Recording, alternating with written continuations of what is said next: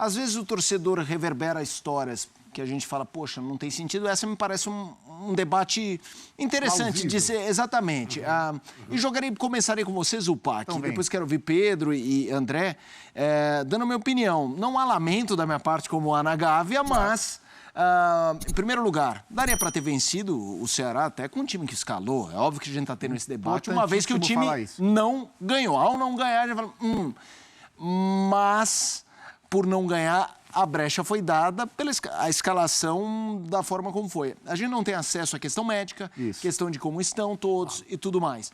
Mas me dá a impressão, pegando o combo Palmeiras / Ceará, esses dois jogos, que dava para ver umas figurinhas brilhantes, como no álbum da Copa do Mundo, participando um pouquinho mais. Concordo com você, Felipe, especialmente no jogo de ontem contra o Ceará. No jogo contra o Palmeiras ainda tinha um pouco mais de argumento por causa do acúmulo de competições.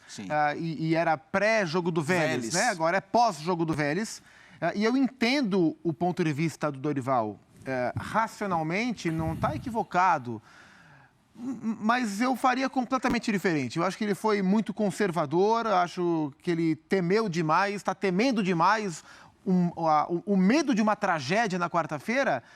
Não é que fez ele impedir o Flamengo de encurtar a diferença, porque como você falou, duas coisas. Primeiro, o Flamengo tinha condições de vencer o jogo contra o Ceará com esse time, porque a gente vive dizendo que o Flamengo tem 2 times titulares. Exato. Se o Flamengo tem 2 times titulares, é porque o segundo pode ganhar de quase qualquer outro adversário. Então o Flamengo poderia. E também não temos nenhuma garantia de que com os caras todos o Flamengo venceria o Ceará. Poderia estar Gabriel, Arrascaeta, Zico, qualquer um, e o Flamengo empatar com o Ceará. Isso já aconteceu e poderia acontecer. Mas que, ao fazer essa escolha com medo da tragédia contra o Vélez, o Dorival diminuiu a chance do Flamengo encostar no Palmeiras, ele diminuiu. A probabilidade foi reduzida diante dessa decisão tomada pelo Dorival, imagino que também pela diretoria do Flamengo. E aí, hoje ele deu uma entrevista para um podcast, o Charla Podcast, e ele cita o Flamengo e América do México. Ele cita, tem o negócio do Cabanhas, já pensou... Assim, é o tipo de comparação que cabe muito pouco, porque o Flamengo de hoje não se compara com o Flamengo daquela época. E era um 4-2. Exato. Além da questão matemática. Mas são clubes praticamente diferentes, né? O elenco que o Flamengo tem permite ao Dorival... O Flamengo está classificado contra o Vélez Sarsfield. O Flamengo está classificado. É mais fácil aparecer aqui cabeludo do que o Flamengo ser eliminado do Vélez, pelo Vélez. Isso não vai acontecer. Então, o Dorival poderia ter levado o jogo contra o Ceará mais a sério, colocado o time titular contra o Ceará e mesclado contra o Vélez. Isso seria perfeitamente possível, na minha opinião, e isso não tirou a chance do Flamengo encostar no Palmeiras, mas reduziu essa possibilidade. Então, acho que é um conservadorismo que atrapalhou um pouco os planos de retomada do Flamengo no Campeonato Brasileiro. Quero te ouvir também, André, mas deixa eu acionar primeiro o Pedro Ivo, para ele dar a opinião dele também com esse componente. Ele está no Rio de Janeiro. Pedro, queria te ouvir sobre esse tema, a administração do elenco através do que fez, especialmente contra o Ceará, mas nas últimas 2 rodadas, o Dorival Júnior. Pedro. Felipe, esse debate é muito interessante. Na mesma entrevista que o Zupa cita, a rapaziada lá do Charla Podcast, ele é questionado se foi um erro a escalação. E ele fala, pode ser que sim. Ou seja, o Dorival mantém a coerência do que ele diz que acredita, tem um medo até exagerado, um conservadorismo, como disse o Zupac, exagerado. Só que eu acho que tem conversa, eu acho que não cabe também comparação. O Flamengo hoje é um outro Flamengo na Libertadores, nem só um outro clube, é um outro Flamengo acostumado. O Flamengo é um Flamengo que está enfileirando agregado, faz 7-1 no Tolima, sabe? Faz 4 em Corinthians, já faz 4 em Vélez, então assim, 3 no Corinthians. Então já é um Flamengo muito mais acostumado, dá muito menos chance ao azar na Libertadores do que já deu. E quando ele fala, pode ser que sim, sobre ter sido um erro ou não a escalação de ontem, é que eu não sei se nem ele tem tanta convicção sobre o que levou a campo. É muito daquela coisa do, eu estou fazendo isso, eu estou priorizando a Copa, então eu vou tentar manter uma linha de pensamento. Só que eu acho que tudo é adaptado e eu acho que poderia ter sido ajustado melhor esse planejamento. É claro que a gente não vai aqui se debruçar sobre a questão da fisiologia sem as informações concretas.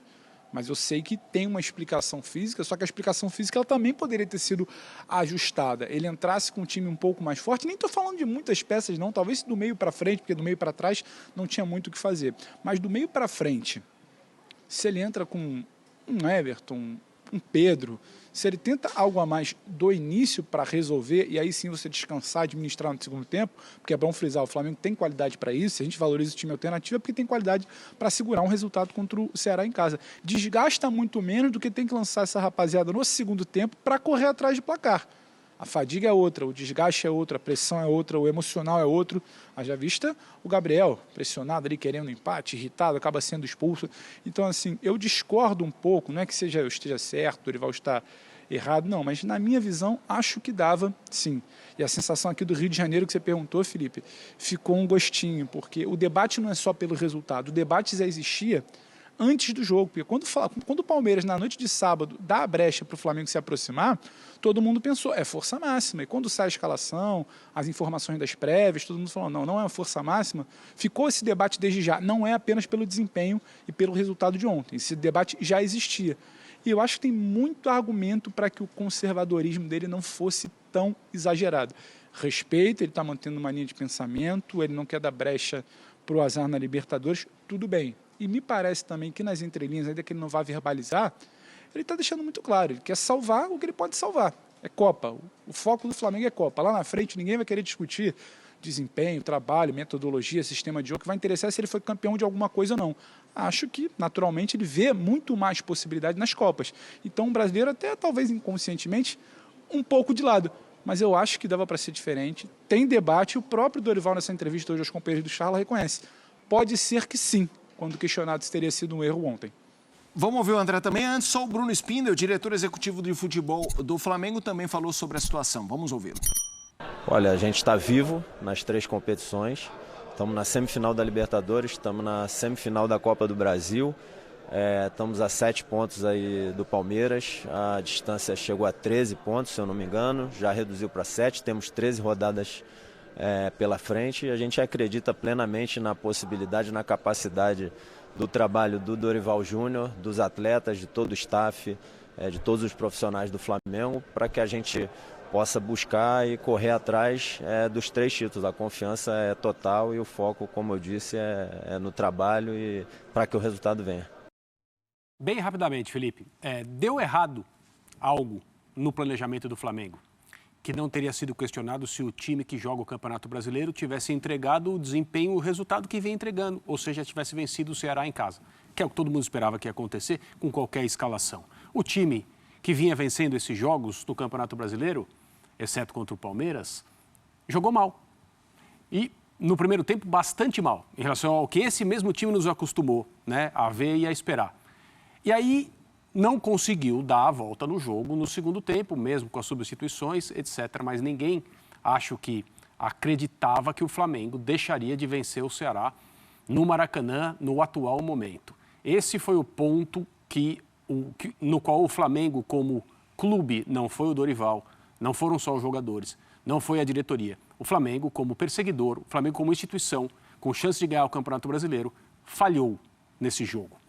Eu também teria feito diferente, sem as informações e sem ter que lidar com a pressão e as repercussões que a comissão técnica, a diretoria e os jogadores do Flamengo têm de lidar se alguma coisa acontecer contra o Vélez, que não vai acontecer, não aconteceria e não acontecerá.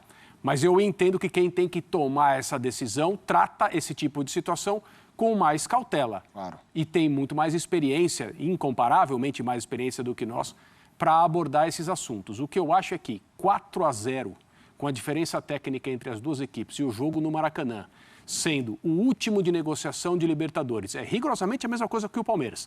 O Flamengo resolve a sua vida na Libertadores nessa quarta-feira e depois só vai pensar nisso, ou não vai pensar mais, né? O que não cremos, ou vai pensar só no final de outubro. Tem um jogo no dia 14 de setembro contra o São Paulo. O time reserva do Flamengo, o time B, é capaz plenamente de classificar o Flamengo para a final da Copa do Brasil. Não sei que estratégia em termos de escalação será usada, mas essa é a minha opinião.